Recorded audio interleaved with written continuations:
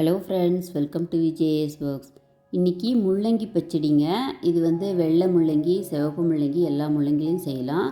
சொரக்காயிலையும் இதே மெத்தடில் செஞ்சால் சாப்பாட்டுக்கு ரொம்ப நல்லாயிருக்கும். நான் 150 கிராம் முள்ளங்கி, வெள்ளை முள்ளங்கி எடுத்து அது பொடியாக கட் பண்ணிவிட்டு அது குக்கரில் போட்டு சின்ன வெங்காயம் ஒரு 4, சின்ன தக்காளி 1, சீரகம் ஒரு அரை டீஸ்பூன் சேர்த்துட்டேங்க. சேர்த்துட்டு கூடவே இப்போ ஊற வச்ச துவரம்பருப்பு ஒரு டேபிள் ஸ்பூன் அளவு போட்டிருக்கேன்.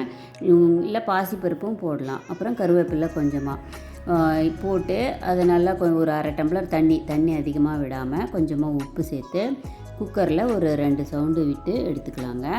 இது ரொம்ப சீக்கிரமாக செஞ்சிடலாம். சாப்பாட்டுக்கு அவ்வளோ நல்லது. உடம்புக்கும் நீர் சத்து அதிகமாக இருக்கும் முள்ளங்கியிலலாம். அதனால் இது வாரத்தில் 2 நாள் செஞ்சு இட்லி, தோசை எல்லாத்துக்குமே நல்லாயிருக்கும். ஒயிட் ரைஸுக்கும் நம்ம சாப்பிட்லாம், நல்லாவே இருக்கும்.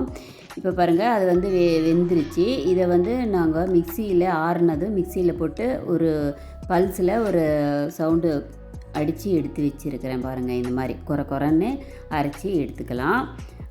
இப்போ பேனில் ஒரு டேபிள் ஸ்பூன் ஆயில் அதிகமாக சேர்த்த வேண்டியது இல்லைங்க. இது ஒரு டேபிள் ஸ்பூன் ஆயில் சேர்த்து அது நல்லா காஞ்சதும் கடுகு, உளுத்தம்பருப்பு, கடலைப்பருப்பு சேர்த்துட்டு சின்ன வெங்காயம் சேர்க்கலாங்க. சின்ன வெங்காயம் பொடியாக நறுக்கி வச்சுருக்கிறேன் நான்.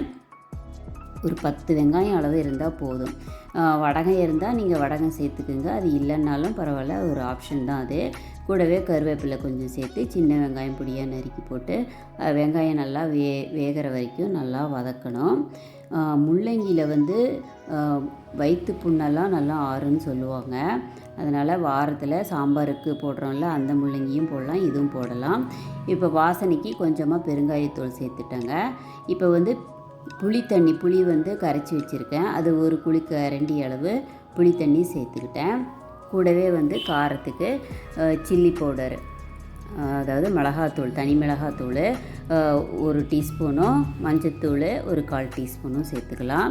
சேர்த்து அந்த புளி நல்லா கொதிக்கணும். கொதிக்கிற டைமில் தான் நம்ம கொஞ்சமாக வெல்லம் சேர்க்கலாம். ஒரு 1/4 டீஸ்பூன் வெல்லம் சேர்த்தா அது நல்லா டேஸ்ட்டு தூக்கி கொடுக்கும். அதுக்காக இப்போ அரைச்சி வச்சுருக்கல மிக்சியில் அந்த முள்ளங்கி பச்சடியை இப்போ சேர்த்துடலாம்.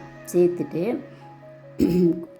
உப்பு நம்ம முள்ளங்கியிலே சேர்த்து வேக வச்சுருக்கோம். அதனால் நம்ம டேஸ்ட்டு பார்த்துட்டு கொஞ்சமாக தேவைப்பட்டால் உப்பை நம்ம சேர்த்துக்கலாம். நான் இப்போ டேஸ்ட்டு பார்த்தேன், கொஞ்சம் கம்மியாக இருந்தது. அதனால் இன்னும் கொஞ்சம் கூடமாக உப்பு சேர்த்துக்கிறேன். பாருங்கள், நல்லா பச்சடி நல்லா சேர்ந்து கலந்து வந்துருச்சு. இது ரொம்ப டேஸ்ட்டாக சூப்பராக இருக்கும்.